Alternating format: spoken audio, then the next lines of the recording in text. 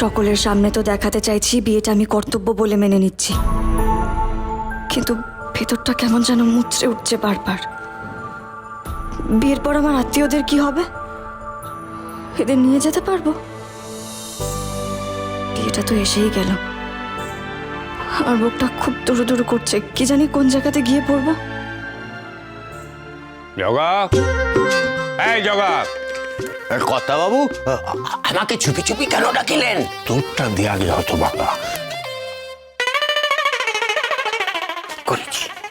শোন জগা, তুই তো আমার লোক, বল আমার খাস লোক আছি। তোকে ছাড়া এই কাজটা আর কাউকে দিয়ে হবে না। হ্যাঁ,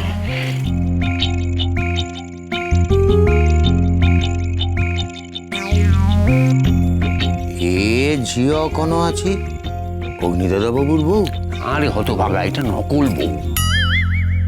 আসল বিয়ে নকল বউ? হ্যাঁ, বিয়েটা আসল বলেই তুই সব কটা ওই পালের গোদার আইডিয়ায় উঠে পড়ে লেগেছে একেবারে বিয়েটাকে কাঁচি করার জন্য। আর যেহেতু তুই আমার লোক, তাই ওরা তোকে কবজা করে ওই কায়দাবাজরা জানতে চাইবে যে অগ্নির বউ কে হতে চলেছে। কত মশাই কে বউ হতে চলেছে? আরে সে পরে জানবি কোন। আচ্ছা হ্যাঁ, তুই যে এ ঘরে এসছিস ওরা কেউ দেখেছে? তা দেখি মার দিয়া কেল্লা। শোন জগা, আমি জানি তুই এই ঘর থেকে বেরোলি ওরা তোকে ধরবে। জগাদা, তুমি জানো কে পাত্রী? তুই এমন ভান করবি যেন তুই জানিস না। হ্যাঁ, না না জানিস না, না তুই এমন করবি যাতে ওদের সন্দেহ হয়। তখন ওরা তোকে আরো চেপে ধরবে, তখন এই ছবিটা ওদের দিবি। এর পেছনে ফোন নাম্বার লেখা আছে। আমি জানি ওই ফোন নাম্বারে ফোন করে বিয়েতে ভাঙচি দেওয়ার চেষ্টা করবে। আর শোন, এই ফোনটা তোকে দিলাম, হ্যাঁ, এটা বাজলেই সঙ্গে সঙ্গে আমাকে দিবি। তারপর দেখছি কি করে ভাঙচি দেয়। কি রে, পারবি তো? জগন্নাথেরও দিব্যি আছি, পারবো। বেশ, তাহলে যা যা। এই শোন, একজনের থেকে সাধু সাবধান। সে হলো এই পালের গোদা অগ্নিবকু। ওর মাথা কিন্তু একদম পরিষ্কার। সেই জন্যই তো আমার সব আশা ভরসা। ওকে সিধে করতেই তো এই জন্য বিয়েটা দিচ্ছি। ও কিন্তু তোকে ফাঁসিয়ে দিতে পারে, কিন্তু তুই ফাঁসবি না, মনে থাকবে। আসুছি। ঘুঘু তুমি দেখেছো, ফাঁদও দেখেছো, শশীভূষণ দেখনি। ঘরে বাহার লাগিল। আমি কিছু করি নাই।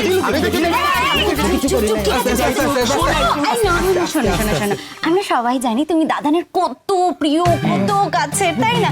ঠিক তেমন ভাবে আমরাও তো তোমার কত কাছে। এই কাছে নয়, কাছে তো বলো, কারণ এই যে যখন আমাদের পরীক্ষা হয়, পরীক্ষা আগে তুমি কত বেশি বেশি দুধ দিয়ে কফি বানিয়ে আমাদের খাওয়া, বলে তো কত ভালোবাসি, তাই না? হাতে দেখতে দেখো না।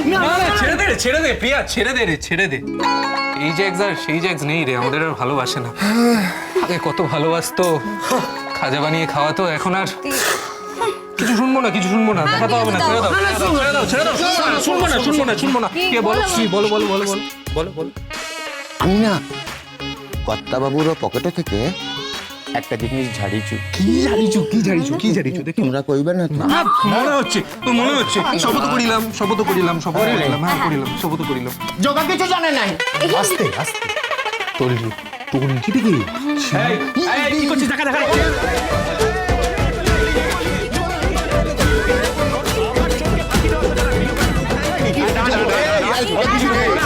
আমাকে বল।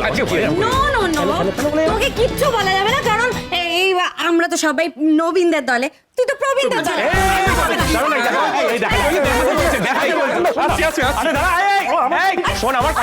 আরে কি হলো, তুমি আমাকে আটকাচ্ছ কেন? আরে বাবা শুনো তো, কি সব হচ্ছে বলো তো, কিছুই তো বুঝতে পারছি। বুঝতে পারবেও না, এসব হচ্ছে কায়দা কানুনের ষড়যন্ত্র। ওরা সব কটা মিলে অগ্নিকে বউকে ওকে খোঁজার চেষ্টা করছে। ভালো তো, এটাই তো মজা। সত্যি আমরা খুব মিস করি এসব, বলো। এই এদেরকে ছেড়ে, গোটা পরিবারকে ছেড়ে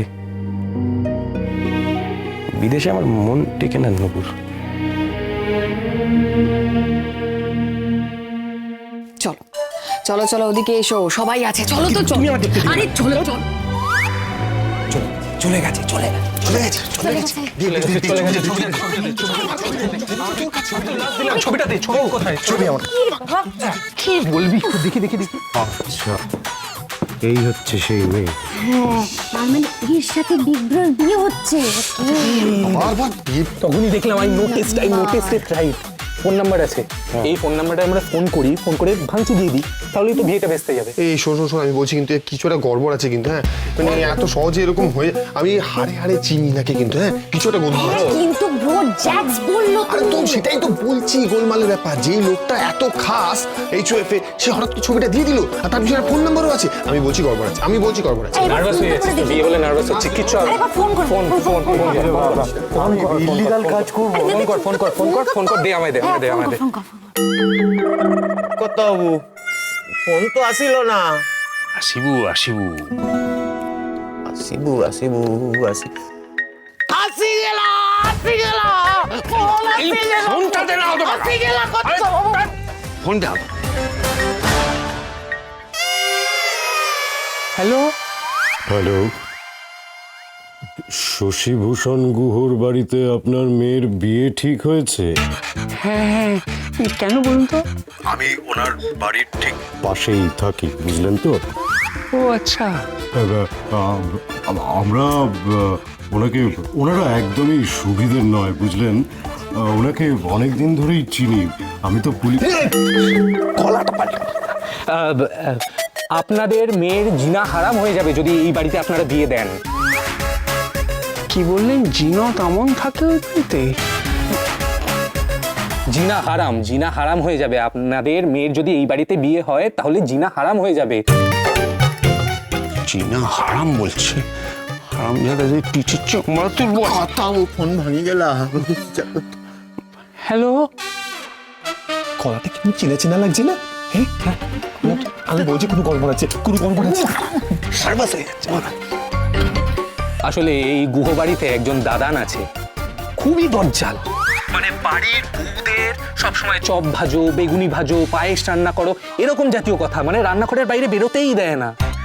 একদম কি বলবো, মানে আই এম নট ফাইন্ডিং ওয়ার্ডস, মানে বিদিকিচ্ছিরি রকমের দজ্জাল বলতে পারেন। জলদস্যুর দল, দজ্জাল বুড়ো। জানতাম যে তোমরা ভাঙচি দেবে, আমি ঠিক জানতাম। আজ সব কটা পিঠের চামড়া তুলবো আমি। তোরা কি করছিস? দাদান প্রেটি ফোন করেছিল। জগা তেল নিয়ে বলেছিলাম তোদেরকে যে একটা কোনো কেস আছে, কোনো না কোনো গড়বড় করবেই এই এইচওএফ। তোরা কথা শুনিস না আমার একটা। আমিও জেনে ছাড়বো মেয়েটাকে, জেনে ছাড়। ফোনটা পালা। বেরোচ্ছে। ফাটিয়ে দেবো।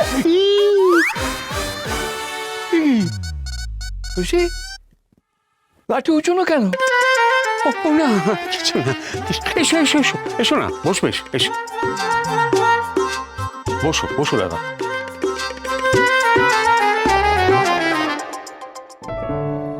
অগ্নিকে ব্যবসায় যোগ দেওয়াতে পেরেছো? না, এখনো পারিনি। সে কি, তোমার সে এখনো কফির দোকান চালাচ্ছে? অগ্নির মতো ব্রিলিয়ান্ট ছেলেকে যদি ব্যবসায় আনতে না পারো তাহলে তো মহা মুশকিল। তুমি আর কতদিন করবে, কতদিন পারবে তুমি? হ্যাঁ, তুমি তো বললে এই ছেলেগুলো তেমন তৈরি হয়নি। সেই জন্যই তো বিয়েটা দিচ্ছি দাদা। এই বিয়েটা দিলে অগ্নিবউ সোজা পথে আসবে, ব্যবসায় যোগ দিতে বাধ্য হবে। তুই বিয়ে দিতে হবে বলে যাত্রা দিয়ে দিচ্ছ না তো? না দাদা, আমি এমন মেয়ে দেখেছি যে অগ্নিবউকে সোজা পথে নিয়ে আসবেই। কুষ্টিটা দাও। হ্যাঁ, ঠিকুজি কুষ্টি ঠিকুজি কুষ্টি মিল আছে কিনা দেখতে হবে না? রেনু আমাকে অগ্নিভট্টা দিয়েছে, এখন তুমি মেয়েটা দিলেই তো তারটা কোথায়? কুষ্টি কোথায়? দাদা এসেছেন ভালো, কিন্তু আমার জীবনটা তো একেবারে ওষ্ঠাগত করে দিচ্ছেন। বলছি কি দাদা, কাল সকালে যখন ওই গায়ে হলুদের তত্ত্ব নিয়ে যাবে তখন ওকে বলে দেবো কুষ্টিটা নিয়ে আসতে।